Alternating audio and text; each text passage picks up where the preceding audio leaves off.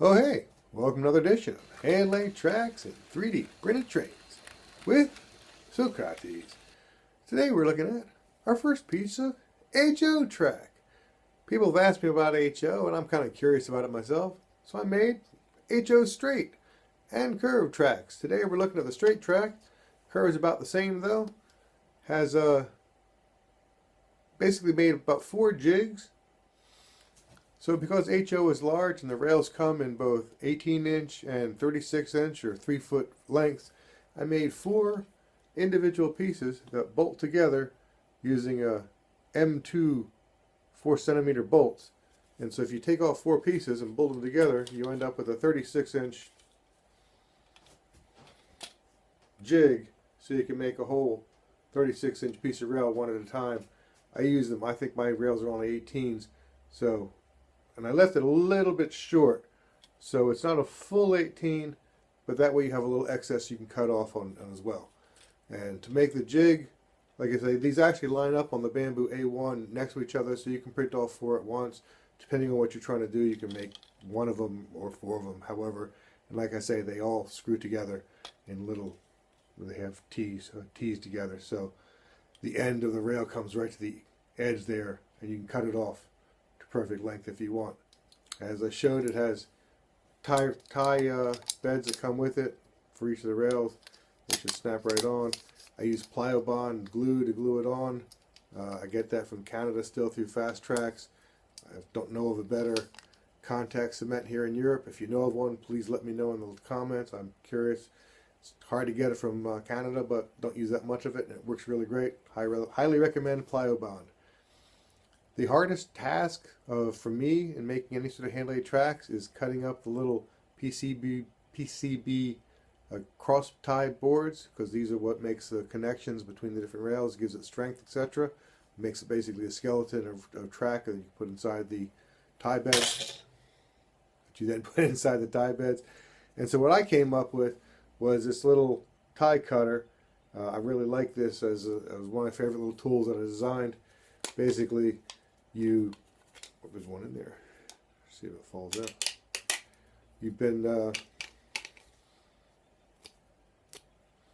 So basically you put your long piece of PCB board in there, take it, snip it to length, then use a long file to clean off the top of it, and then put the whole thing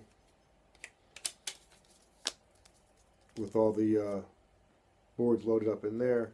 And then you run a triangle file down the groove, and your isolation gaps are perfectly placed, because if you ever do this by hand without such a tool, it is really, really, really difficult and no fun. And then after tons of work, it's inaccurate, and it makes it hard to do the solder.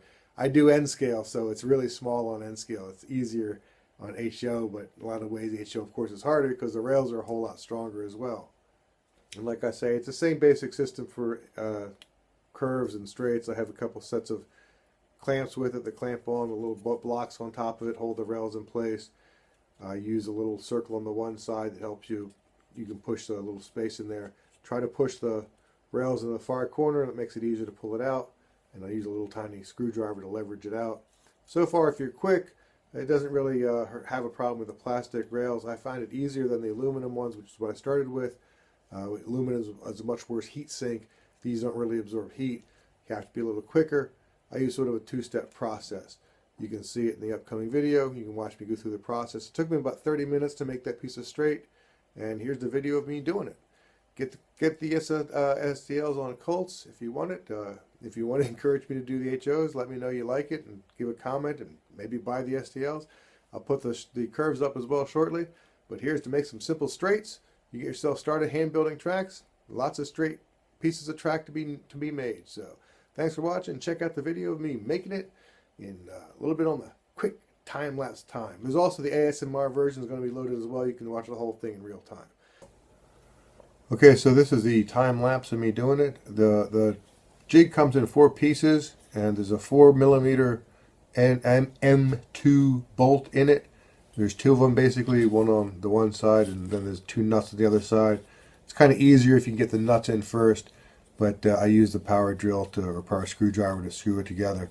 It can be a bit finicky, but once you get it together, and if you want, like I said, you can make it, you know, 4 pieces in total. So you can make it 3 foot long, which is the length of a full length rail. The most important thing, like I said, is this tie gapper. This to me is the hardest thing to do, and for me, this is the best tool I've made. I do use the triangle file. Fast Tracks made my original set of tools. They work really well, but I did get a German triangle file that I prefer better. I'll link that in the description as well. But basically, you slip in the individual pieces of your PCB board into the inside of this thing, snip off the top, and then go ahead and file that flush, put it inside there, and then jam it with the triangle file, and that gives you your gaps, because you have to isolate the 2 different rails, otherwise you'll end up with a dead short.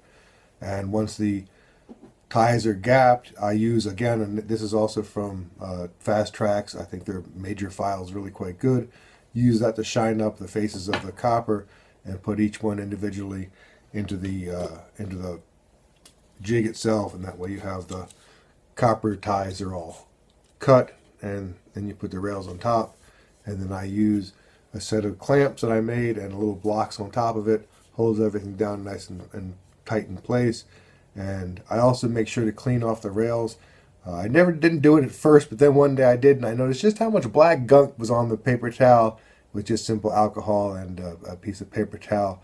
But clean off the rails, put everything together. I use the 3 triangle gauges. Again, I got them from Fast Track. They hold everything in gauge.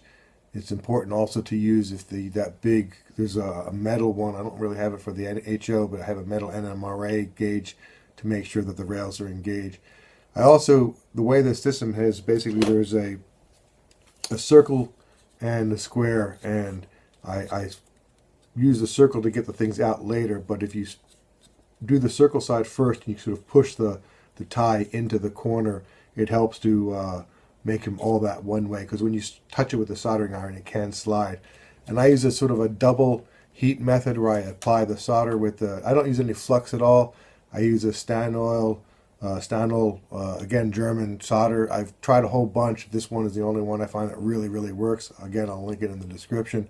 But I apply a little bit of the solder and then put the heat back on it and sort of hold the jig or hold the gauge in place, and it goes nice little bit of a fluxes in there.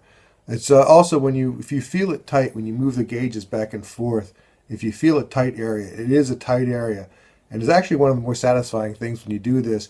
If you pull the gauge where it's nice and tight, and then you heat the rail, on end scale especially, it goes tink as the rail just sort of moves that micrometer away and puts everything much more into alignment. And basically, once you've done that, the next thing is to go ahead and glue on the tie beds. In this case, I didn't do it because I'm not really using these, and I used Plyo Bond to attach these to the back. I don't know of a better contact cement here in Europe. If somebody does, I'd love to get one mentioned in the comments or otherwise. And some of these have the wire holes, so I cut little gaps in the back so you can put under feeder wires, because I put feeder wires directly under all the pieces, and that way you can make sure everything's got a nice contact. It's the same exact procedure for the straights and for the curves. In this case, this is for the straights, but there's also a whole bunch of different curves available. And if you want a specific radius curve, put it in the comment. It's a much better chance that I'll go ahead and make it if you do. And basically, that's the HO scale. I haven't done too many turnouts yet. I made the toy version, and you know, this worked really well. You can see the trucks when I put on, they slide pretty nice and easily.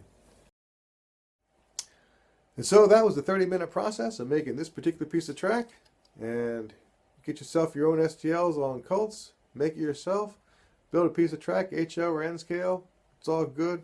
Good use of time. Thanks for watching. See you next time on This Was Handling Tracks giant version, HO scale. It's almost a train. Way bigger. Way bigger. Way bigger than N scale. And the theme song is 2